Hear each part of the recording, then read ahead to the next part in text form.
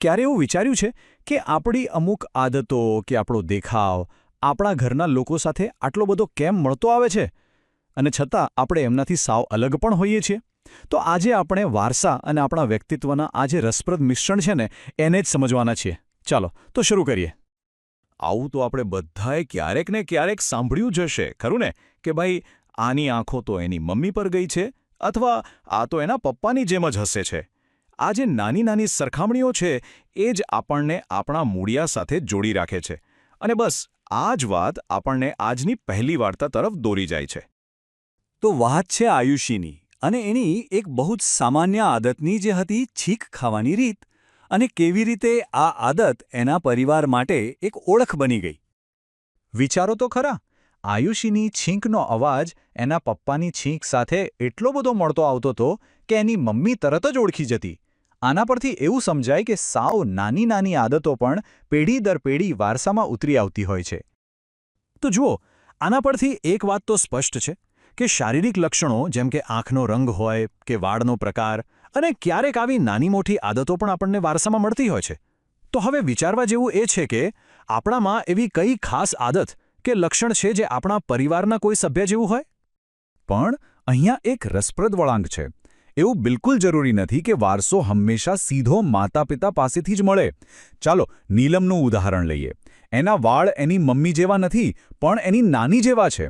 આનો સીધો મતલબ એ થયો કે લક્ષણો ક્યારેક એક પેઢી કૂદીને, એટલે કે સ્કીપ કરીને પણ આવી શકે છે. સારું, ચાલો હવે આખી વાતને એક નવા જ એંગલથી જોઈએ.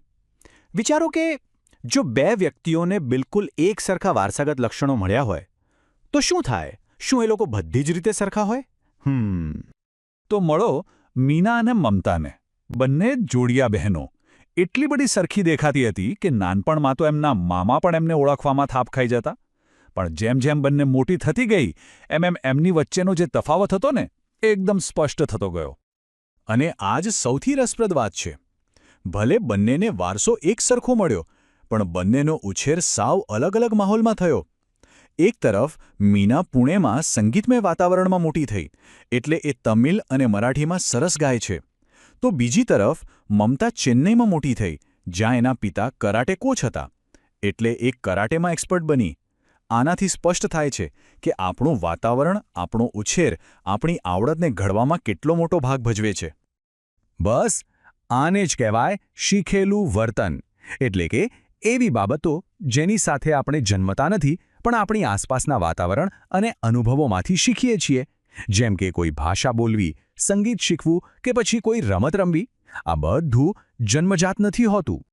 પણ હવે સવાલ એ થાય કે આ વારસાગત લક્ષણો આખરે કામ કઈ રીતે કરે છે? આનું વિજ્ઞાન શું છે? તો આનો વૈજ્ઞાનિક પાયો નાખ્યો હતો ગ્રેગર મેન્ડલે, જેમણે આનુવંશિકતાના રહસ્યો પરથી પડદો ઉઠાવ્યો. મેન્ડલે જે કામ કર્યું એ ખરેખર અદ્ભુત હતું. 7 વર્ષ સુધી લગભગ 28,000 વટાણાના છોડ પર એમણે અભ્યાસ કર્યો. અને એમણે એક પેટર્ન નોટિસ કરી કે વટાણાના બીજ કાં તો લીસા હોય છે અથવા ખરબચડા, કાં તો પીળા હોય છે અથવા લીલા, પણ ક્યારેય આ બેનું મિશ્રણ નથી હોતું. અને બસ આ નાનકડું પણ મહત્વનું અવલોકન જ એમની મોટી શોધનો પાયો બન્યો. આના પરથી એમને એક બહુ જબરજસ્ત વાત સમજાઈ. એમણે જોયું કે અમુક લક્ષણો બીજા કરતાં વધારે સ્ટ્રોંગ કે વધારે પાવરફુલ હોય છે. આને વિજ્ઞાનની ભાષામાં પ્રભાવી લક્ષણ કહેવાય. એટલે કે આવનારી પેઢીમાં આ સ્ટ્રોંગ લક્ષણ દેખાવાની શક્યતા ઘણી વધારે હોય છે. જેમ કે વટાણામાં પીળા બીજ અને લીસા બીજ, આવા જ પ્રભાવી લક્ષણો હતા. ઓકે, તો અત્યાર સુધી આપણે સમજ્યા કે દેખાવ અને અમુક આદતો વારસામાં મળે છે. પણ એક મોટો સવાલ, શું બીમારીઓ પણ વારસામાં મળે છે? ચાલો, આ એક બહુ મોટી ગેરસમજ છે, એને દૂર કરીએ. સવાલ બહુ સીધો છે. શું પોલિયો જેવી ગંભીર બીમારી માતા પિતા પાસેથી વારસામાં મળે છે? શું એ આનુવંશિક છે? અને આનો જવાબ છે એકદમ સ્પષ્ટ, ના. આ વાત સમજવી બહુ જ જરૂરી છે. પોલિયો એક વાયરસથી થતો રોગ છે. એ કોઈ વારસામાં મળતી બીમારી નથી.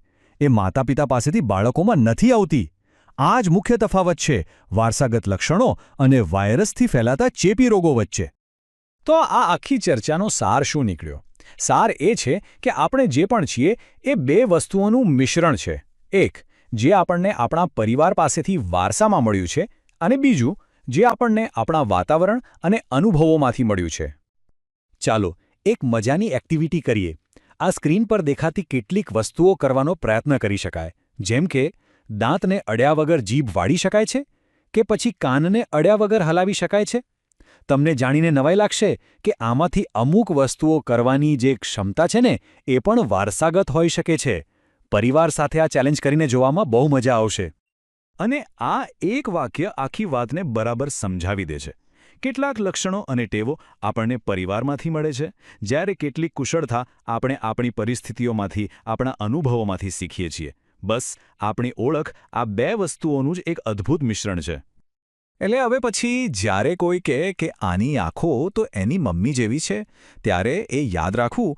फ्रेंड्स, इस वीडियो को पूरा देखने के लिए आज ही फ्लेक्सी टीचर ऐप सब्सक्राइब करें, जहां आपको मिलेंगे animated videos, digital books, text book solutions, notes, DPP और क्विज. और हाँ, flexi teacher app mobile, TV और कंप्यूटर पर अवेलेबल है. और अगर आपके पास इंटरनेट नहीं है तो तुरंत ऑफलाइन सेट टॉप बॉक्स के लिए संपर्क करें. Flexi teacher, the one you needed.